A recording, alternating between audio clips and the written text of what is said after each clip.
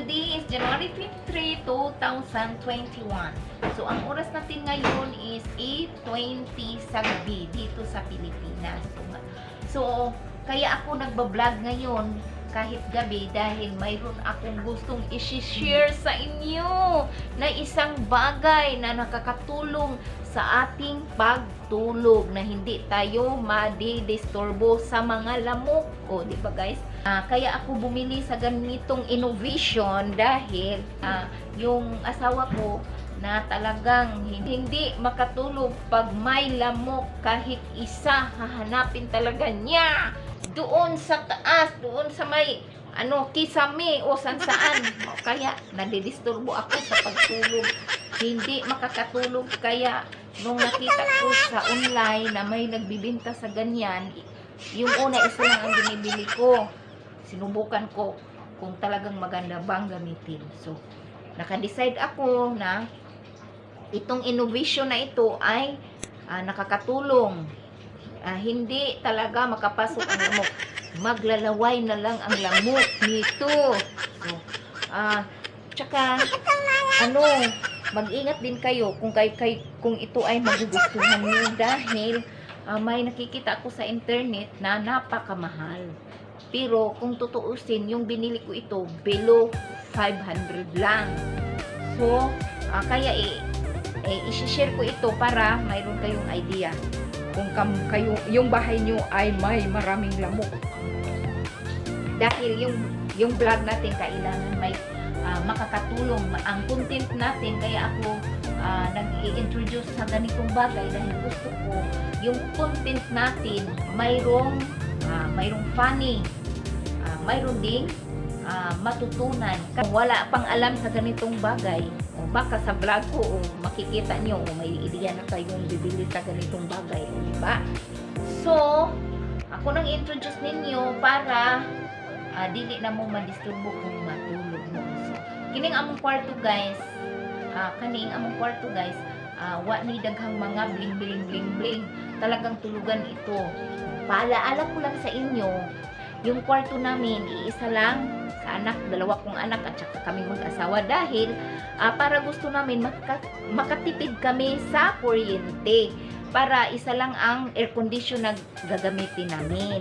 Guys, so ngayon i-introduce ko na sa inyo ang isang innovation na makakatulong sa ating pagtulog. Iwas dinggin na tayo.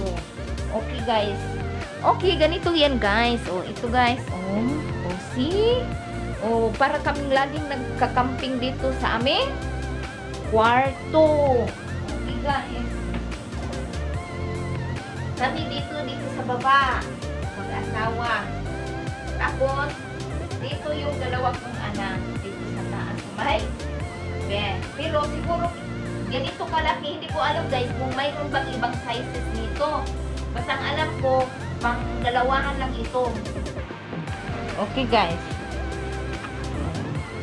Dito kami. Introducing to here na nauna ni guys. Tulog na kami dito. Tapos Sara. Di ama po zipper god na may zipper. Magduha may zipper. Pwede, dili na kamo adto sa ilaw na apoy zipper dire sa likod. Mukuha na siya, mo follow. Dadan. Yehey! Di ako. Maglalaway na yung lamok sa akin. Tapos kung mayroong lamok na makapasok dito kasi papasok talaga ang lamok minsan. Kasi gusto din mo silang makapasok, diba? Lusot-lusot man ang lamok bisan gusto hon o mulusot. So, dali ra na mo makatsog asa rang lamok. Kaya tibo kwarto pamilingon, sus napaka-disturbo. Kaya akong bana dito katubos na yung sa iyang gunggan. Abot ba lamukon maning akong bana. Oy, so ang lamok maglalaway na sa labas.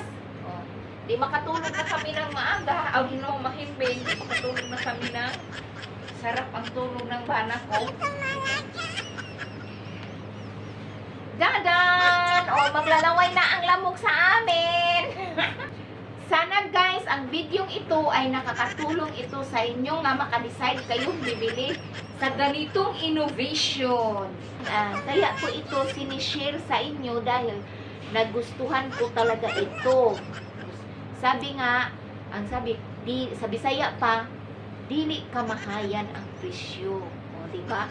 Naman dito ay mag-introducing sa mga items nga dili kamahayan pero inigabot ti ay so ginuulan labong sa basurahan kay napay mga bag bura og mga papilra o kini guys legit talaga ito na hindi jud kamahayan dili kamahayan kay ang lamok effective kaayo ni nga panglamok naglusot man pud ang electric fan ni guys ang nakaka-kuan lang ito sa amin is naka-aircon kami o talagang kuan malamig pa rin talaga.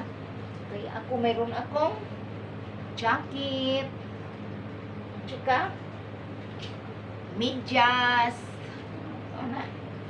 Mauna nga, ready pa rin ako sa lamig. Pang di ako gustong lamig, doon ako sa extra bed. Kaya ko ito sinishare. Dahil napakalaking tulong ito na iwas lamok, iwas dengue. Diba? Hindi lang ang COVID ang ating proteksyonan, kundi pati dengue nakakatakot din. Kasi naranasan ko na yan. Hindi sa akin, doon sa mga anak. Makikita na naman tayo sa susunod nating mga videos. Okay, bye-bye!